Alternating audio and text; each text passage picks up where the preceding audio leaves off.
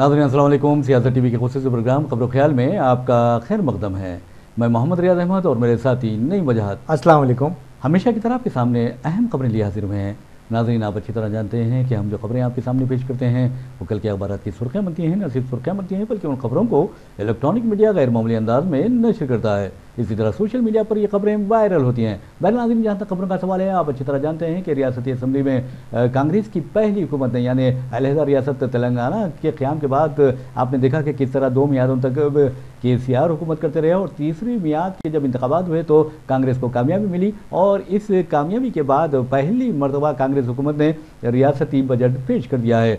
2,91,000 करोड़ रुपए का ये बजट है और इस बजट में जिस तरह के मुख्तलिफ महकमेजात के लिए, मुख्तलिफ वजारतों के लिए और मुख्तलिफ मज़ाहिब से ताल्लुक़ रखने वालों की बहबूद के लिए जो बजट मख्सूस किया गया है, हम उस बारे में आपको बताएंगे। और सबसे अच्छी बात यह है कि आपने देखा कि किस तरह मरकज़ी बजट में यानी मोदी हुकूमत के बजट में अक़लियतों के लिए 3,183 करोड़ रुपए मुख्तस किए गए। जबकि आपको बता दूं कि आज जब रेवंत रेड्डी की हुकूमत ने यानी कांग्रेस की हुकूमत ने जो बजट पेश किया है उसमें मुस्लिम वेलफेयर के लिए या आप देखेंगे माइनॉरिटी वेलफेयर के लिए 3,003 करोड़ रुपए मुख्तस किए गए। और आप अच्छी तरह जानते हैं कि कांग्रेस ने अपने डिक्लेरेशन में ख़ास तौर पर न्यूज़ एडिटर सियासत आमिर अली खां के मशवरे पर और उन्होंने वाज़ेह तौर पर जो तजवीज़ पेश की थी कि इस मरतबा अगर कांग्रेस इंतखाबात जीतना चाहती है तो सबसे पहले अक़लियतों के बजट के लिए उसे अहम कदम उठाना पड़ेगा और 4,000 करोड़ रुपए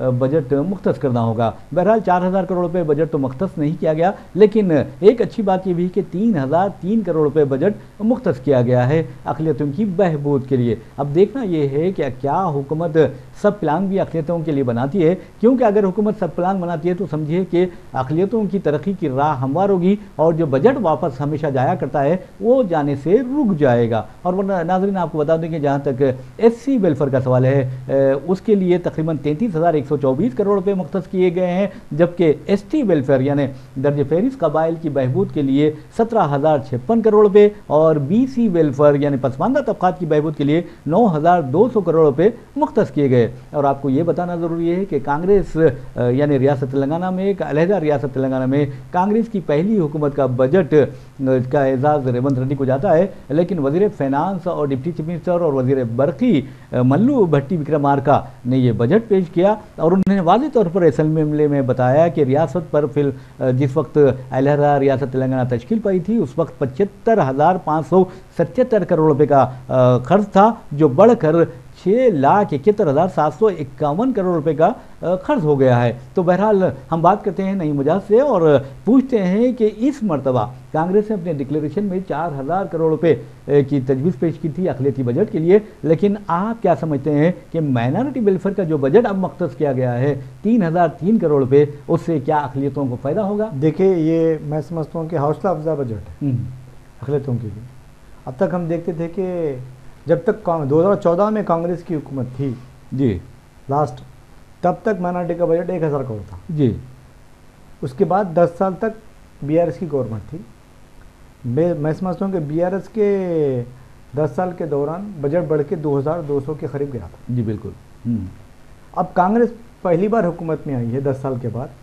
पहले साल ही कांग्रेस पार्टी ने तकरीबन 800 करोड़ रुपए के बजट में इजाफा किया। जी जी। हाँ, यकीनन मैं मानता हूं कि कांग्रेस पार्टी ने 4,000 करोड़ रुपए का वादा किया था, लेकिन इलेक्शन के जो भी वादे होते हैं पहले साल के लिए नहीं होते, बल्कि कांग्रेस की म्याद में उनको पूरा करने का वादा किया जाता है। अब देखेंगे कि पहली म्याद में ही कांग्रेस हुकूमत ने माइनॉरिटी के बजट में 800 करोड़ रुपए का इजाफा किया है। जी। मैं समझता हूँ कि काबिल सताइश इक़दाम है और ये मुस्बित इक़दाम समझा जाता है। जी जी। अक़लियती बजट में 36% का इजाफा किया गया। जी। अब ये तो पहला साल है, हमको मालूम है गवर्नमेंट ने पहले ही इजलास में रियासती हुकूमत की मालियाती पोजीशन क्या है सब आवाम के सामने पेश कर दिया था कि कितना जब तेलंगाना बनाना था तो रियासत का कितना खर्च था, अब खर्च बढ़कर कितना हो गया है। वाइट पेपर जारी करते हुए उसकी तफसीलात आवाम के सामने पेश कर दी जी। इसके बावजूद रियासत का माली मौकूफ कमज़ोर होने के बावजूद कांग्रेस हुकूमत ने रियासत की ज़राए आमदनी में इजाफा करते हुए जिस तरह माइनॉरिटी के बजट में इजाफा किया है मैं समझता हूँ कि ये पहले साल में अगर 800 करोड़ रुपए का इजाफा हो सकता है, तो आइंदा मजीद दूसरे साल, आइंदा साल इसमें मजीद इतना ही इजाफा होने की तवक्को की जा सकती है। बिल्कुल आपने सही कहा है, लेकिन एक सवाल ये पैदा होता है कि आपने देखा कि किस तरह मोदी हुकूमत ने भी अपना बजट पेश कर दिया है, और उस बजट में अक़लियतों की बहबूद के लिए जिस तरह के बजट मुख्तस किया गया है तकरीबन 3,0183 करोड़ रुपये। तो क्या रेवंत रेड्डी ने इस तरह का बजट जो अपना बजट पेश किया है उसमें अक़लियतों की बहबूद के लिए 3,003 करोड़ रुपये मुख्तस करते हुए क्या मोदी हुकूमत को शर्मिंदा नहीं किया? देखिए, एक बात तो ये है कि मरकज़ी हुकूमत का माइनॉरिटी बजट मायूस-कुन है, क्योंकि जब कांग्रेस की हुकूमत थी, मैं समझता हूँ तकरीबन 4,000 करोड़ से ज़्यादा माइनॉरिटी का बजट था। यूपीए की बात कर रहा हूँ, 2014 तक। होता ये है कि हर साल बजट में इजाफा होता है, लेकिन मोदी हुकूमत में माइनॉरिटी का बजट कम हुआ है, बढ़ा नहीं। वहीं अब देखिए पूरे हिंदुस्तान में 30 करोड़ माइनॉरिटीज़ हैं या बढ़ के है, 30 करोड़ से ज़्यादा माइनॉरिटीज़ है। उनके लिए 3,100 कितना रखा गया? 3,187 करोड़, 3,187 करोड़ का बजट रखा गया है। वो 30 करोड़ माइनॉरिटीज़ के लिए रखा गया है। जी जी। तेलंगाना में मैं समझता हूँ माइनॉरिटीज़ की तादाद 50 लाख से ज़्यादा। जी हाँ, बिल्कुल 50 लाख से ज़्यादा माइनॉरिटीज़ के लिए कांग्रेस हुकूमत ने 3,003 करोड़ बजट मुख्तस किया है। तो आप बताइए कि 25-30 करोड़ के लिए मोदी ने हुकूमत ने जितना बजट मुख्तस किया है, वही उतना ही बजट 50 लाख माइनॉरिटीज़ के लिए 50 से 60 लाख माइनॉरिटीज़ के लिए रेवंत रेड्डी हुकूमत ने किया। जी जी जी। तो आप देखेंगे कि एक मरकज़ी हुकूमत जिसका बजट लाखों करोड़ रुपए में है, वो सिर्फ माइनॉरिटीज़ के लिए 3,048 लाख करोड़ का बजट। हाँ जी, 48 करोड़ का बजट है। तो उसमें 3,200 करोड़ रुपये मुख्तस करती है। तो यहाँ पर कांग्रेस की हुकूमत, रेवंत रेड्डी की ज़ेर क़यादत हुकूमत माइनॉरिटीज़ के फलाह बहबूद के लिए 3,000 करोड़ रुपये मुख्तस कर रही है। तो मैं समझता हूँ कि ये बहुत बड़ा बेहतर इक़दाम है। मैं समझता हूँ कि हिंदुस्तान के कई रियासतों में इतना बजट नहीं होगा माइनॉरिटी का जितना तेलंगाना में रखा है। और एक बात है, देखिए नईम वजह साहब, आप देखेंगे कि असदुद्दीन अवैसी ने कहा था कि हमें हज सब्सिडी जो दी जा रही है ना दी जाए, बल्कि हमें तो अपने जो बच्चों की तालीमी स्कॉलरशिप है उसमें इजाफा कर दिया जाए। तो आपने देखा कि क्या है, हज सब्सिडी तो आपने ख़त्म कर दी है मोदी हुकूमत ने, उसके बावजूद जो बजट उसका मरकज़ी बजट है उसमें कई स्कॉलरशिप स्कीम को बिल्कुल बजट कम दिया गया है। जी। अब देखिए, मैं समझता हूँ कि आप जानवरों के अफजाइश का बजट, जी हाँ बिल्कुल, मरकज़ी हुकूमत का वो कई गुना ज़्यादा है माइनॉरिटी का, अफजाइश मवेशियाँ, अफजाइश मवेशियाँ, लेकिन माइनॉरिटीज़ का बजट उतना ज़्यादा नहीं है। इससे अंदाज़ा लगाया जा सकता है कि मोदी हुकूमत की तंग नज़री। बात तो बड़े बड़े करते हैं, सबका साथ सबका विकास, लेकिन जब अमलवारी करने का मामला आता है तो मरकज़ी 10 साल में कम से कम मरकज़ में माइनॉरिटीज़ का बजट 15,000 करोड़ तो होना चाहिए, आसानी से बिल्कुल। क्योंकि हर साल देख 2,000 3,000, क्योंकि 48,000 करोड़ का जब लाख करोड़ का जब आप बजट पेश कर रहे हैं, मामूली सी बजट में इजाफा करते, तो मैं समझता था कि अब तक 10 साल में 15,000 करोड़ बजट होना चाहिए था।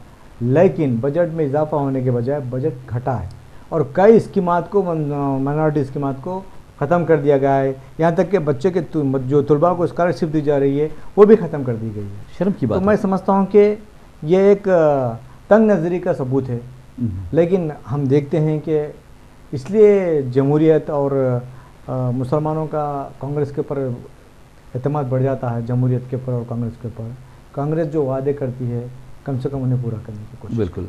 बहरहाल नाज़रीन, आपको लिए चलते हैं बजट की तरफ फिर, और आपको बता दें कि जहाँ तक रियासत तेलंगाना का बजट है, इस बजट पर मुस्बत राय अवाम की आ रही है। और ख़ासतौर पर आप देखेंगे कि जिस अंदाज़ में वज़ीर फ़ाइनांस मल्लू भट्टी विक्रमार्का, जो डिप्टी चीफ मिनिस्टर भी हैं, फिर वज़ीर बरक़ी भी हैं, उन्होंने जब बजट पेश किया, अपनी बजट तकरीर में वादे किया कि जिस वक्त रियासत तेलंगाना तश्कील पाई थी, यानी अलहदा रियासत तेलंगाना का वजूद अमल में आया था, उस वक्त रियासत पर 75,577 करोड़ रुपए का खर्च था। फिर उसके बाद आप देखेंगे कि केसीआर इंतखाबात जीतते हैं, बीआरएस की हुकूमत बनती है, कि यानी टीआरएस और बीआरएस की हुकूमत बनती है, और आपने देखा कि किस तरह उस हुकूमत के दौरान यानी 10 वर्षों के दौरान कर्ज में इजाफा हो जाता है और कर्ज बढ़कर अब जो बताया उन्होंने उसके मुताबिक 6,71,751 है। इसके अलावा आपको बता दूं कि उन्होंने ये भी वाजे किया कि उन्होंने कोई चीज़ छुपाई नहीं, बल्कि उन्होंने कहा कि कांग्रेस की हुकूमत ने यानी रेवंत रेड्डी की हुकूमत ने 35,100 करोड़ रुपए का कर्ज लिया है और अच्छी बात यह है कि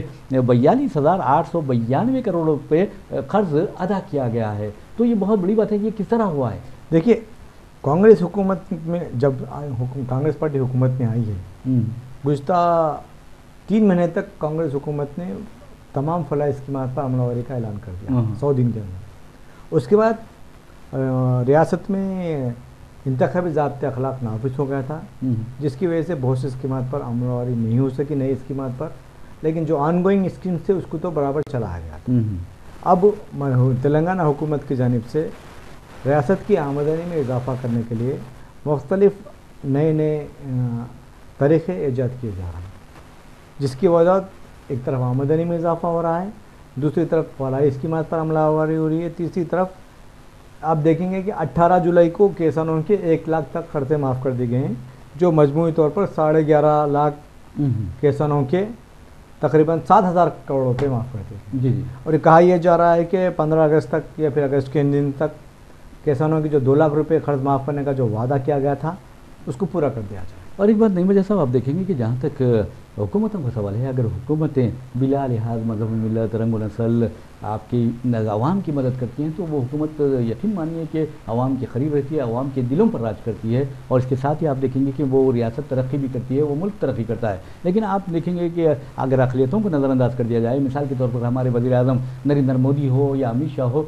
बार बार ये कहते हैं मुसलमानों के तहफ़्फ़ुज़ात के बारे में उनका रोना होता है और हमेशा यही रोते हैं कि हम मुसलमानों को तहफ़्फ़ुज़ात देने नहीं देंगे। और आपने देखा कि लोकेश जो चंद्रबाबू नायडू चीफ मिनिस्टर आंध्र प्रदेश के बेटे हैं, उन्होंने वाज़ेह तौर पर कहा कि हम अगर मुसलमानों को तहफ़्फ़ुज़ात नहीं देंगे, क्योंकि मुसलमान तो माशी लिहाज से, तालीमी लिहाज से और सियासी लिहाज से बहुत ज़्यादा पसमानदा हैं, अगर उनको हम साथ नहीं लेकर चलेंगे तो फिर मुल्क कैसे तरक्की करेगा? ये सवाल क्या है? एक नौजवान को ये समझ में आ रहा है कि मुसलमानों को साथ लिए बना मुल्क तरक्की नहीं कर सकता, तो क्या मोदी जी की अकल इस कदर पुख्ता नहीं है कि वो इस तरह की बातें कर रहे हैं? देखिए, जिनकी परवरिश सही नहीं होती है वो ऐसी बातें करते हैं। जी जी। आप देखेंगे कि वो बहसीत वज़ीर-ए-आज़म ये हलफ लेते हैं कि मैं किसी भी तबके के साथ या फिर किसी के साथ कोई भेदभाव नहीं करूँगा, किसी से जानिबदारी नहीं करूँगा, मेरे इल्म में जो भी आएगा इंसाफ के जो तकाज़े है उसको पूरे किए जाएंगे, इस तरह का हलफ लेते हैं। मगर हमने देखा कि बजट जब मुख्तस करने का मामला आया था तो हमने देखा कि बजट में मुसलमानों को नज़रअंदाज कर दिया गया है। जी जी। और दूसरी जब सबको मालूम है, तमाम रिपोर्ट मौजूद है, मुसलमान तालीमी, माशी, समाजी तौर पर पसमानदा है। कई रिपोर्ट्स ने यह भी कहा है, कई कमीशन ने यह भी कहा है कि पसमानदा तबका सभी तबका है, बुद्धिस्टों से बहुत ही पसमानदा है। जी। ऐसी सूरत में मुसलमानों की तालीमी पसमानदगी को दूर करने के लिए उन्हें जिस तरह से SC, ST और BC तबका को तहफ़्फ़ुज़ात फ़राहम किए गए हैं, मुसलमानों को भी तहफ़्फ़ुज़ात फ़राहम करते हुए इनकी तरक्की के लिए नए नए स्कीमात का ऐलान किया जाता, उसको फंड्स दिया जाता, तो मैं समझता हूँ कि आज जो तालीमी पसमानदगी है वो दूर हो जाएगी और इससे मुल्क तरक्की करेगा। बिल्कुल आपने सही कहा। बहरहाल नाज़रीन, आपको बता दूं कि जहाँ तक मुस्लिम तलबा और तालिबात का सवाल है, उनमें सलाहियतों की कोई कमी नहीं है, बल्कि सिर्फ उन्हें रहनुमाई की ज़रूरत है, अच्छी रहनुमाई की ज़रूरत है। और अगर आप उन्हें अच्छी रहनुमाई करते हैं, उनके का ख्याल रखते हैं, तो यकीन मानिए कि ये बच्चे बहुत आगे जा सकते हैं। वैसे भी नाज़रीन, जहाँ तक बजट का सवाल है तो आपको बता दूँ कि रियासती असम्बली में वज़ीर फाइनेंस ने बयान देते हुए ये भी कहा कि मुफ्त बस सर्विस हो या फिर 200 यूनिट तक बरक़ी की मुफ्त सरबराही हो या फिर रायतो भरोसा और राइस सब्सिडी यानी चावल पर जो सब्सिडी है, उन पर ये ऐसी स्कीमात है जो कांग्रेस के ड्रीम प्रोजेक्ट या ड्रीम स्कीम्स भी कहा जा सकता है उन्हें, उन पर दिसंबर से अब तक यानी दिसंबर से अब तक 34,599 करोड़ रुपए खर्च किए गए हैं। जबकि ये भी ऐलान किया गया है कि मूसा नदी को खूबसूरत बनाने या उसे तरक्की देने के प्रोजेक्ट पर 1500 करोड़ रुपए मख्तस किए गए हैं। इसी तरह आपको ये बताना ज़रूरी है कि ख़ास तौर पर जीएचएमसी के लिए जो बजट मुख्तस किया गया है वो 3065 करोड़ रुपए है और एचएमडीए के लिए 500 करोड़ रुपए, मेट्रो वाटर वर्क्स के लिए 3385 करोड़ रुपए और हाइड्रा के लिए 200 करोड़ रुपए के साथ साथ एयरपोर्ट तक मेट्रो की तोसी के लिए 100 करोड़ रुपए मुख्तस किए गए हैं। आउटर रिंग रोड के लिए नहीं मुझे साहब 200 करोड़ रुपए और मेट्रो ओल्ड सिटी की तोसी के लिए 500 करोड़ रुपए मुख्तस किए गए हैं। इस तरह से हैदराबाद की डेवलपमेंट के लिए 10,000 करोड़ रुपए मुख्तस किए गए। जी, मैं समझता हूँ कि साबिक़ जो BAS हुकूमत थी उससे जीएचएमसी को कोई फंड्स नहीं आया, बल्कि उन्हें ये कहा जाता था कि तरक्याती कामों का निशाना उन्हें दिया जाता था और ये कहा जाता था कि आप खर्च लीजिए, हुकूमत आपको ज़मानत देगी। जी, वो लोग हुकूमत की ज़मानत पर खर्च ला के डेवलपमेंट की एक्टिविटीज़ कर रहे थे, लेकिन पहली मरतबा कांग्रेस की हुकूमत ने जीएचएमसी को 3,500 करोड़ रुपये मुख्तस किए। ये बहुत बड़ी बात है। मैं समझता हूँ कि ये 10-12 साल के बाद पहली मरतबा इतनी बड़ी रकम जीएचएमसी को दी गई है। इतनी ही रकम मैं समझता हूँ कि वाटर वर्क्स को दी गई है। आप देखते हैं कि शहर में बुनियादी सहूलतें फराहम करने में जीएचएमसी वाटर वर्क्स का बहुत बड़ा अहम रोल होता है। जी हाँ जी। अगर इन इदारों को मालिया तौर पर मुस्तकम नहीं किया जाता तो फिर जो फलाही स्कीमात है या फिर जो बुनियादी सहूलतें फराहम करने का मामला है उस पर अमलावरी मुश्किल हो जाती है।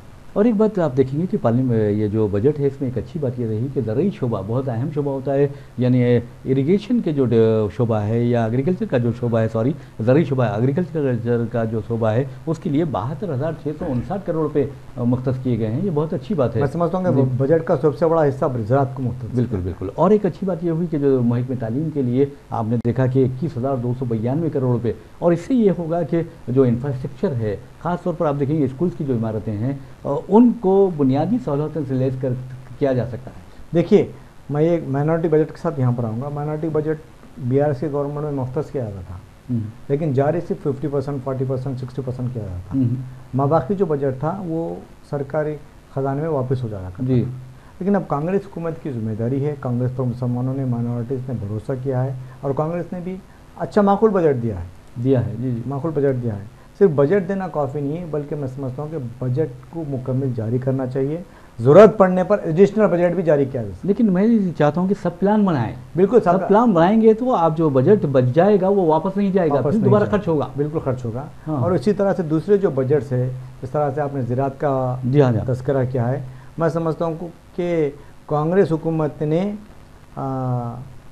बजट में ये जाहिर कर दिया कि वो किसान दोस्त हुकूमत है। हाँ, मिसाल के तौर पे आप देखेंगे कि जहाँ तक मैंने महकमे तालीमात की आपको बात बताई है तो बहुत अच्छी बात है, क्योंकि किसी भी रियासत में, किसी भी मुल्क में अगर आप देखेंगे कि तालीम और जो सेहत का शोबा होता है बहुत ज़्यादा अहमियत रखता है। तो ऐसे में अगर आप किसानों की बहबूद के लिए काम कर रहे हैं या तालीमी शोबे को तरक्की देना चाहते हैं तो एक बात यह आई है कि पंचायत राज और देही तरक्की के लिए 29,816 करोड़ रुपये मुख्तस किए गए हैं। तो देही इलाकों पर भी बहुत ज़्यादा तवज्जो दे रहे हैं। देखिए, सिर्फ तरक्की शहरों तक महदूद नहीं होना चाहिए, बल्कि वो अजला तक और देहातों तक तरक्की होनी चाहिए। एक बात नहीं मजा साहब, चलिए अब हम बात करते हैं रीजनल रिंग रोड की।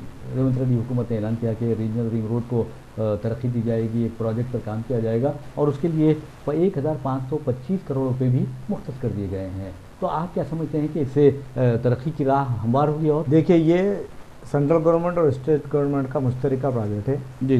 सेंट्रल गवर्नमेंट भी इसको फंड्स मुहैया करती है, स्टेट गवर्नमेंट भी करती है। अब स्टेट गवर्नमेंट की जिम्मेदारी ये है कि हुसूल अराज़ियात के ज़रिए वो अराज़ी हासिल करें और मरकज़ी हुकूमत के हवाले करें। जिन लोगों से, जो लोग अराज़ियों से महरूम हो रहे हैं उन्हें मुआवजा देना पड़ता है। इसलिए मैं समझता हूँ शायद बजट में outer ring, inner ring road की तरक्की के लिए, RRR के लिए बहुत ज़्यादा अहमियत दी जा रही है।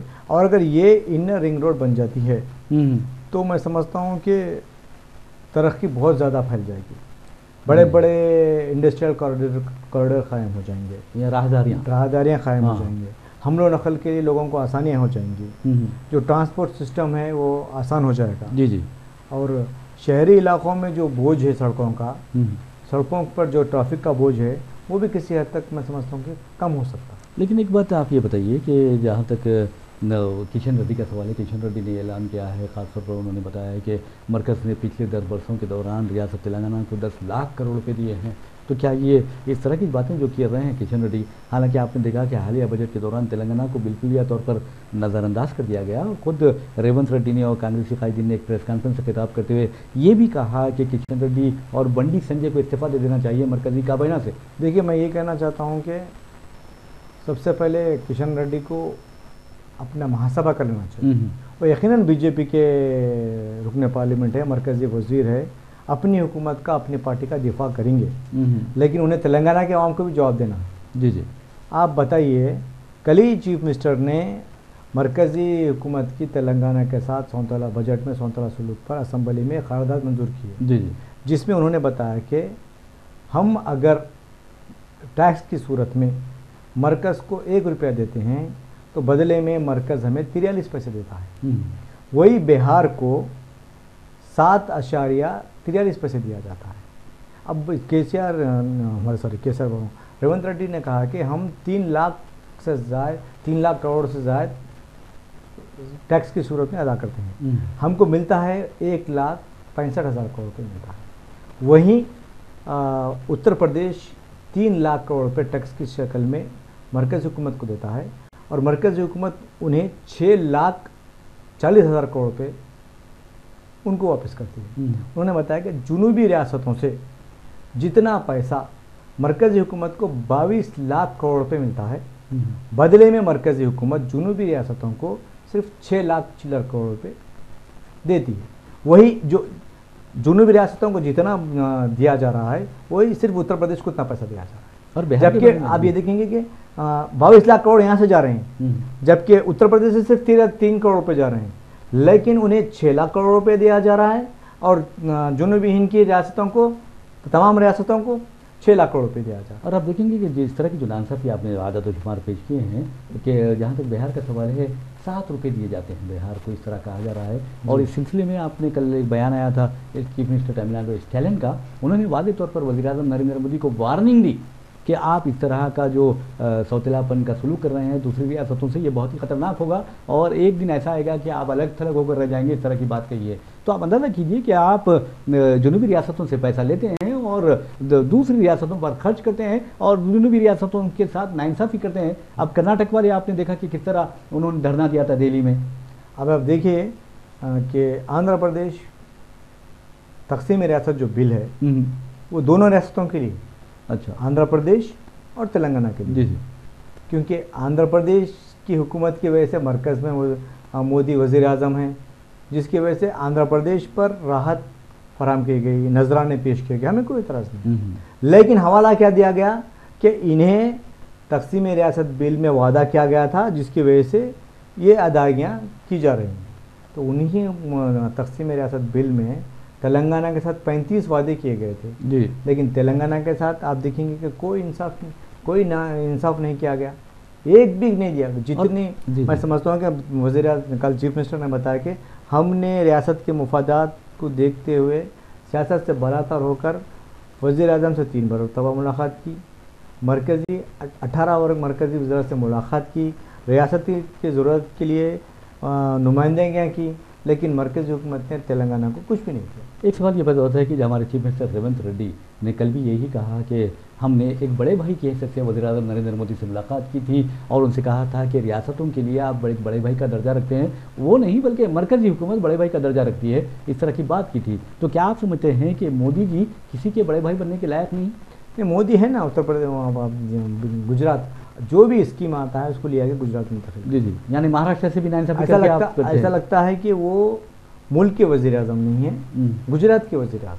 अक्सर अपोजिशन कायदीन ने ये बात कही है। जी, तो करते भी यही हैं भाई। आप अब देखिए हमारा जो फेडरल निज़ाम है, वफाकी निज़ाम जो है, सबको साथ में लेके चलना पड़ता है।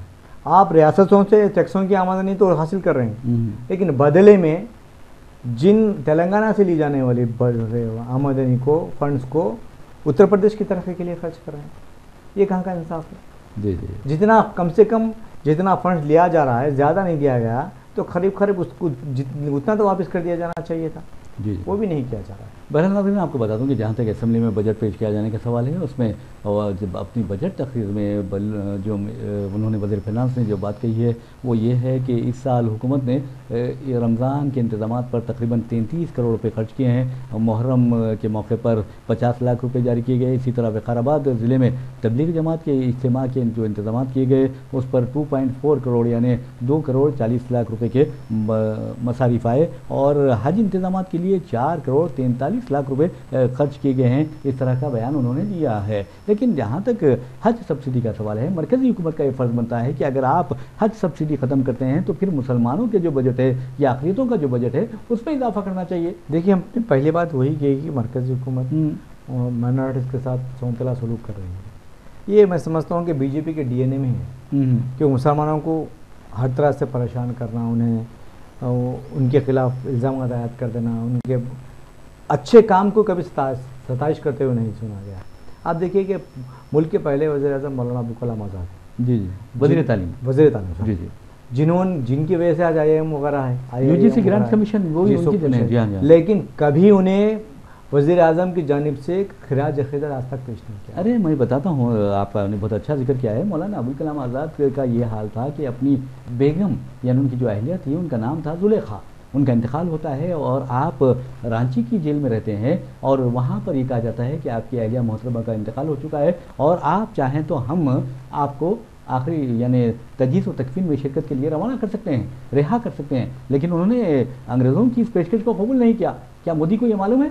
देखिए, आपको ये भी मालूम है कि कितने लोग अंग्रेज़ों के तलवे चाट के जी हाँ रही पाए और तहरीक को सबोताज किया। अरे आज़ादी की क्विट इंडिया मूवमेंट RSS ने तायद नहीं की थी उसकी, गांधी जी ने शुरू की थी। तो बता दीजिए, मैं ऐसे जो लोग हैं उन्हें खिराज अक़ीदत पेश नहीं किया जाता, लेकिन ऐसे लोगों को उठाया जाता है जिनको लोग याद ही नहीं रखते। वैसे नहीं, वजह से एक सवाल बहुत अहम है और मैं समझता हूँ कि अपने प्रोग्राम के इख्तिताम का वक्त भी आ रहा है। ऐसे में आप ये बताइए कि जहाँ तक हमारे साबिक़ चीफ मिनिस्टर KCR का सवाल है, उन्होंने आज असम्बली में उनकी आमद हुई और उन्होंने मीडिया से भी खिताब किया। तो आप क्या समझते हैं कि KCR ये पैगाम देना चाहते हैं रेवंत रेड्डी को और कांग्रेस को कि मैं अब दोबारा बहुत सरगर्मी से तुम्हारा मुकाबला करूँगा? देखिए, मैं असम्बली का इजलास मुसलसल कवर करता हूँ। हाँ, जब 2014 में DRS की हुकूमत कायम हुई थी, तब उससे पहले कांग्रेस और तेलुगुदेशम की हुकूमत थी। चीफ मिनिस्टर के पास जाने के लिए मीडिया का अलग गेट हुआ करता था, दरवाज़ा हुआ करता था, हम लोग आराम से आया जाया करते थे। लेकिन जैसे ही KCR चीफ मिनिस्टर बने, उन्होंने वो गेट को बंद कर दिया। अच्छा। उसके बाद उनके पास आना जाना लोगों का ख़त्म हो गया था, किसी से मिलते नहीं थे और मीडिया के लिए भी इतने रिस्ट्रिक्शन लगा दिए गए थे कि मीडिया को 3 हिस्सों में तकसीम कर दिया गया था। थोड़े लोगों को मीडिया पॉइंट तक महदूद कर दिया गया था, थोड़े लोगों को गैलरी तक महदूद कर दिया गया था, थोड़े लोगों को लॉबी तक महदूद कर दिया। अच्छा। लेकिन आज पहली मरतबा मैं देखा हूँ कि पहली मरतबा बाहिस्सत अपोजिशन लीडर KCR पहली मरतबा असम्बली को पहुँचे। बजट ख़त्म होने से 1 मिनट 2 मिनट पहले उन्होंने असम्बली में से उठ के और मीडिया पॉइंट को आए। जब वो अपने पास मीडिया को आने के लिए रोकते थे, लेकिन आज उन्हें खुद मीडिया के पास आते हुए देखा मैंने। जी, मीडिया पॉइंट पे आके उन्होंने खिताब किया है और ये कहा है कि ये जो बजट है बकवास है, आवाम से किए गए वादों को पूरा नहीं किया गया, किसानों को नज़रअंदाज कर दिया गया, ख़वातीन को नज़रअंदाज कर दिया गया। हम इसके खिलाफ अब बीजेपी कांग्रेस की हुकूमत का हनीमून पीरियड ख़त्म हो चुका है, हम अब हुकूमत को चीर फाड़ के टुकड़े कर देंगे, इस तरह का उन्होंने बयान दिया। तो बहरहाल मैं समझता हूँ कि जो भी सियासतदान हैं हर किसी को कुछ भी कहने का हक़ है। हमारे वज़ीर आज़म कुछ कहते हैं, अंदाज़ा लगाइए क्या क्या नहीं कहते, तो KCR को भी कहने का हक़ है। तो बहरहाल नाज़रीन, इसी के साथ हम अपना प्रोग्राम खबर ख्याल इख्तिताम को पहुँचाते हैं। मुझे मोहम्मद रियाज़ अहमद और मेरे साथी नईम मुजाहिद को इजाज़त दीजिए। इंशाल्लाह फिर मुलाकात होगी, फिर बात होगी। तब तक के लिए अल्लाह हाफ़िज़। अल्लाह हाफ़िज़।